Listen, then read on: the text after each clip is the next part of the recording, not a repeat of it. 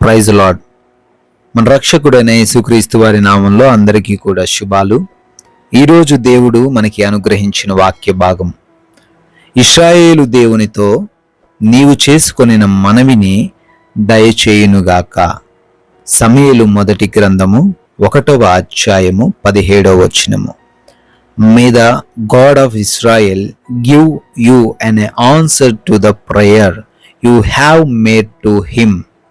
1 Samuel chapter 1 verse 17. ప్రభునందు ప్రియమైన సహోదరి సహోదరులారా, దేవునితో చేసిన మనవిని ఆయన ఎప్పుడు కూడా త్రోసివేయరు. ఏ ప్రార్థన అయితే మనం చేస్తున్నామో ప్రతి ప్రార్థనను కూడా ప్రభు వింటున్నాడు, విని మనకి జవాబు ఖచ్చితంగా ఇస్తాడు.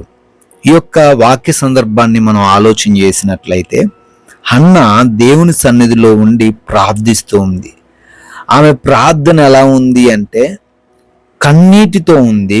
ఆమె ప్రార్థన ఎలా ఉంది అంటే ఒక విధమైన వీపింగ్, అంటే ఒక చిన్న సౌండ్ వస్తుంది. ఆమె చాలా సైలెంట్గానే ప్రార్థన చేస్తుంది. ఇది చూసినటువంటి అక్కడ యాజకుడు అయినటువంటి ప్రీస్ట్ అయినటువంటి ఏలి ఏం చేశాడంటే మిస్అండర్స్టాండ్ చేసుకుంటూ ఏంటి ఏం చేస్తుంది ఇక్కడని తర్వాత గ్రహించి ఆమె ప్రార్థనకు దేవుడు జవాబు ఇస్తాడనే ఒక నమ్మకాన్ని, ఒక అష్యూరెన్స్ని ఏలి ఆమెకి ఇచ్చాడు.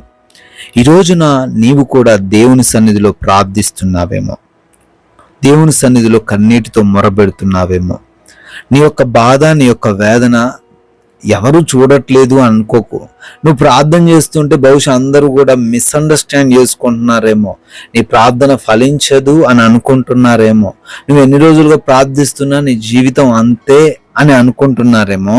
కానీ దేవుడు నీవు చేసుకొనిన మనవిని నీకు ఖచ్చితంగా దయచేయబోతున్నాడు. ఈరోజు దేవుడు నీకు వాగ్దానం చేస్తున్నాడు, నీవు ఏ మనవినైతే దేవుని సన్నిధిలో చేశావో ఆ మనవికి నీకు జవాబు రాబోతుంది. నీవు దానికోసం ఓపిక పట్టి ప్రార్థించు. హన్నాకి గర్భఫలము లేదని అనేక మంది హన్నాను అవమానించారు, చిన్న చూపు చూశారు. వీటన్నిటిని తట్టుకోలేని హన్నా దేవుని సన్నిధిలో రోదిస్తుంది, మౌనముగా ప్రార్థిస్తుంది. గట్టిగా ప్రార్థిస్తేనే అద్భుతాలు జరుగుతాయని, గట్టిగా సాగదీసి ప్రార్థనలు చేస్తేనే దేవుడు వింటాడని మనం ఎప్పుడు కూడా అనుకోకూడదండి. హృదయపూర్వకముగా ప్రార్థించినప్పుడు, విరిగి నలిగిన హృదయముతో మనం మొరబెట్టినప్పుడు దేవుడు తప్పక మన ప్రార్థనను ఆలకిస్తారు అని ఈ వాక్యము చాలా క్లియర్గా రుజువుపరుస్తుంది. ఈరోజు నీ జీవితం కూడా మారబోతుంది. ఈరోజు దేవుడు నీ మొర కూడా వినబోతున్నాడు. అవమానించబడ్డ చోట, నిందించబడ్డ చోట, తృణీకరించబడిన చోట దేవుడు నిన్ను లేవనెత్తబోతున్నాడు. కాబట్టి ప్రియమైన సహోదరి సహోదరులారా, నీవు కూడా హన్నా వలె ప్రార్థించు. కన్నీటితో నువ్వు చేస్తున్న మనవిని దేవుడు చూస్తున్నాడు అని విశ్వసించు. నీ కన్నీరు వృధా కాలేదు, నీ యొక్క ప్రార్థన వృధా కాలేదు. నువ్వు పెడుతున్న మొర సమయము, దేవుని కోసం ఇన్వెస్ట్ చేస్తున్న ప్రతిదీ ఏది కూడా వృధా కాలేదు. దేవుడు ఖచ్చితంగా నువ్వు అనుకున్న, నువ్వు మొరబెడుతున్న ప్రతి కార్యమును నీకు దయచేస్తాడు. అంతవరకు ఓపిక పట్టుకొని ఉండు. నువ్వు ప్రార్థన చేస్తుంది మనిషికి కాదు, నువ్వు ప్రార్థన చేస్తుంది ఈ లోక సృష్టికర్త అయిన దేవునికి. ఈ లోకాన్ని సృజించినటువంటి దేవునికి నువ్వు ప్రార్థన చేస్తున్నావు కనుక అది ఖచ్చితంగా నీకు ఇవ్వబడుతుంది. అది ఏదైనా, ఎంత కష్టమైనదైనా, ఎంత భయంకరమైన వ్యాధిలో నువ్వు ఉన్నా, శోధనలో నువ్వు ఉన్నా, అప్పుల్లో నువ్వు ఉన్న దేవుడు ఖచ్చితంగా నీ మనవిని ఆలకించి నీకు సమాధానం ఇస్తాడు. ఈ మాటలు దేవుడు దీవించునుగాక.